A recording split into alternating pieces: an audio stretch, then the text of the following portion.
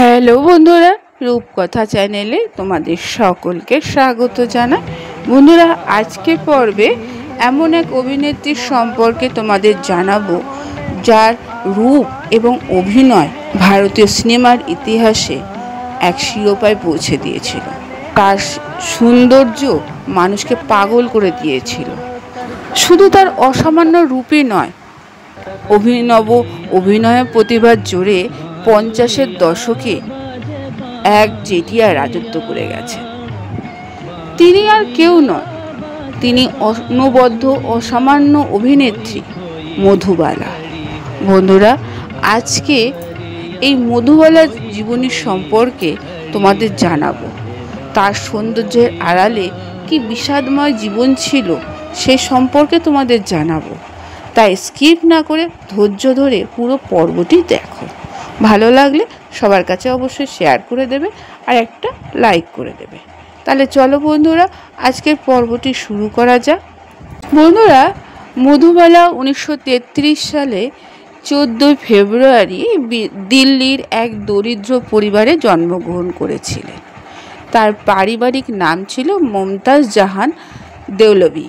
বাবা আতাউল্লাহ খান পেশোয়ারের ইউসুফজাই গোত্রের পাঠান।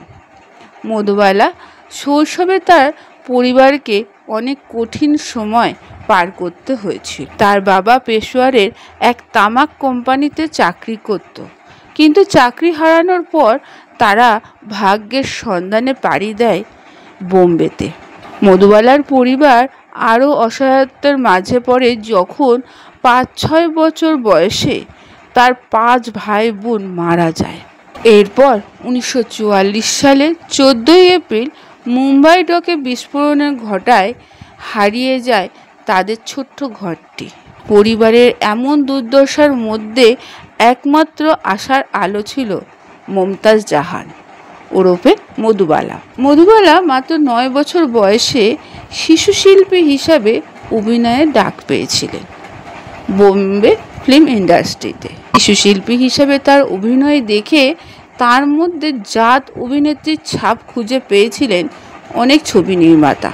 অভিনয় জীবনে প্রবেশের কিছুদিন পর অভিনেত্রী দেবিকা রানী চৌধুরী তার অপরূপ রূপ এবং প্রতিভায় মুগ্ধ হয়ে তার নাম রেখে দেন মধুবালা। পরবর্তীতে এই নামেই পর্দায় হাজির হন তিনি এবং তার এই নাম জায়গা করে নেয় লক্ষ মানুষের হৃদয় পটে, যা আজকের দিনে দাঁড়িয়েও মানুষের মনে জায়গা করে রেখেছে মধুবালা নামটি।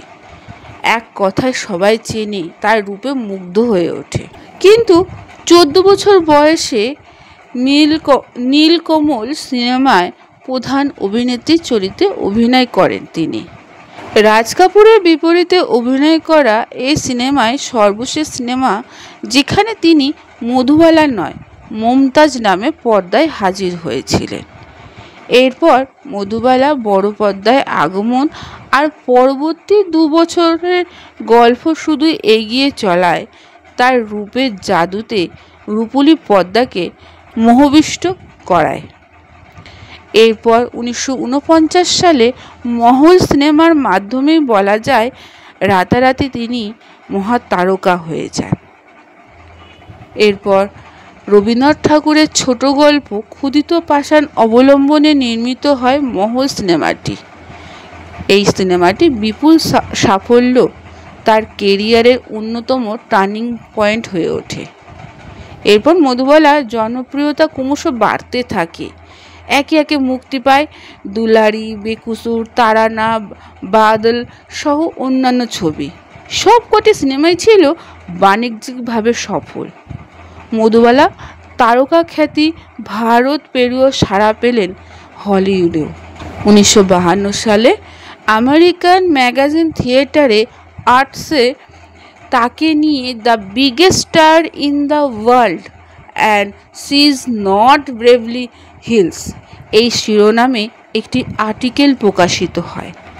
এছাড়া একাডেমি অ্যাওয়ার্ড বিজয়ী আমেরিকান পরিচালক ফ্র্যাঙ্ক কাপরা তাকে অভিনয় করতে চেয়েছিলেন হলিউডে, কিন্তু তার বাবা রাজি না হওয়ায় সেই আমন্ত্রণ ফিরিয়ে দেন মধুবালা স্বয়ং। কিন্তু তার কেরিয়ার যখন উচ্চ স্তরে পৌঁছাচ্ছে, তার কেরিয়ারের পাশাপাশি জোয়ার ভাটায় টলমল করে মধুবালার ব্যক্তিগত জীবনেও। তারানা ছবিতে তিনি অভিনয় করেন দিলীপ কুমারের বিপরীতে। এই ছবি সেটেই তারা একে অপরের প্রেমে পড়েছিলেন।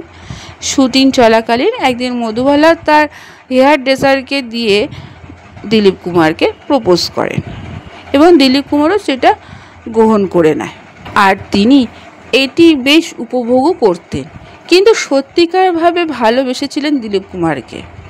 দিলীপ কুমারও মধুবালাকে ভালোবেসেছিলেন।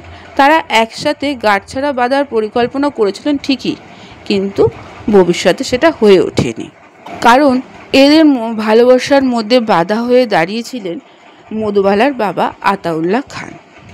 তিনি প্রথমে তাদের বিয়েতে রাজি ছিলেন, কিন্তু পুরো বিষয়টি দেখিয়েছিলেন একটি বিজনেস ডিল হিসাবে।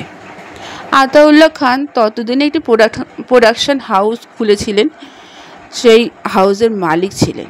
তার পরিকল্পনা ছিল দিলীপ কুমার এবং মধুবালার বিয়ের পর তারা শুধুমাত্র তার প্রোডাকশনেই সিনেমাটা অভিনয় করবেন। কিন্তু আতাউল্লাহ খানের এই ধরনের অর্থলোভী আচরণ দিলীপ কুমারের তো ভালো লাগেনি। তিনি সরাসরি জানিয়ে দেন সিনেমা বাছাইয়ের ক্ষেত্রে তিনি নিজস্ব পদ্ধতি অবলম্বন করবেন। এমনকি তার নিজের প্রোডাকশন হাউস হলেও তিনি এই ধরনের সিদ্ধান্ত নেবেন না। এর ফলে আতাউল্লাহ খান ক্ষুব্ধ হন এবং মধুবালার সাথে দিলীপ কুমারের সম্পর্কের বিরোধিতা করতে শুরু করেন। প্রীতিভক্ত মধুবালা পড়ে যায় যে বিপাকে। একদিকে ভালোবাসা, অন্যদিকে পরিবার ছিল। এর মধ্যে সবচেয়ে বড় ঘটনাটি ঘটে যায় নয়াদর সিনেমা নিয়ে।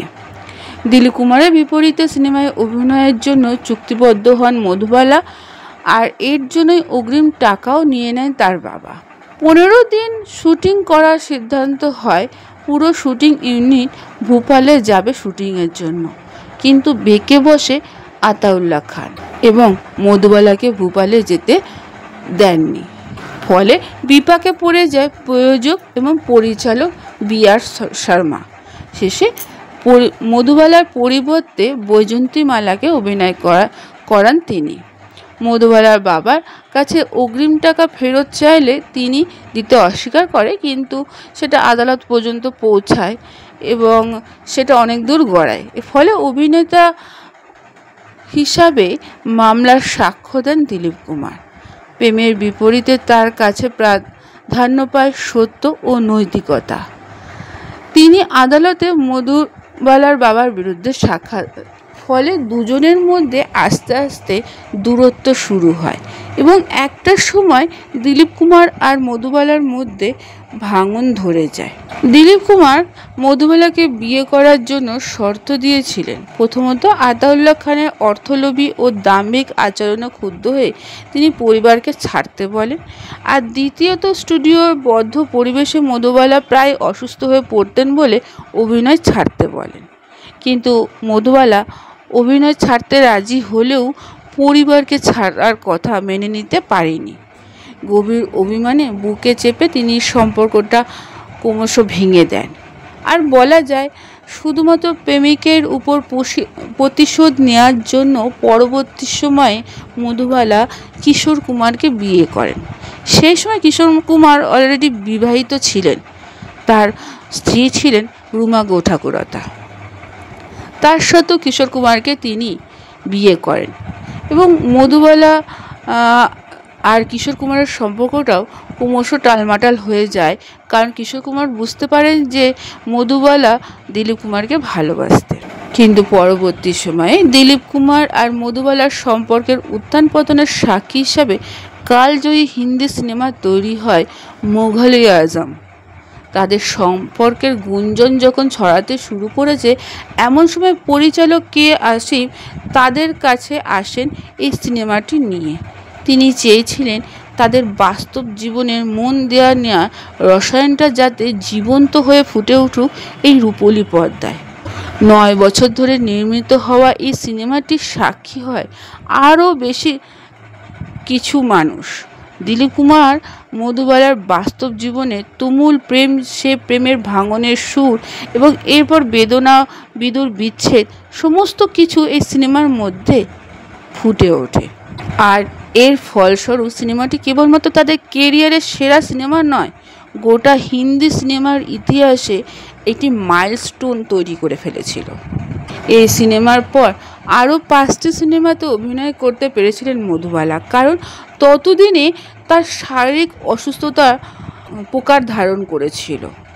ছোটবেলা থেকে তিনি হৃৎপিণ্ডের অসুখে ভুগছিলেন।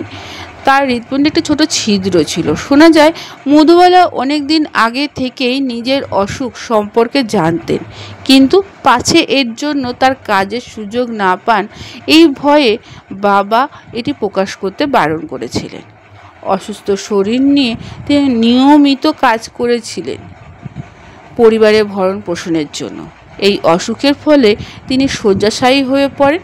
দুঃসহ যন্ত্রণার 9টি বছর পার করে 23শে ফেব্রুয়ারি 1969 সালে মাত্র 36 বছর বয়সে মৃত্যুবরণ করেন তিনি।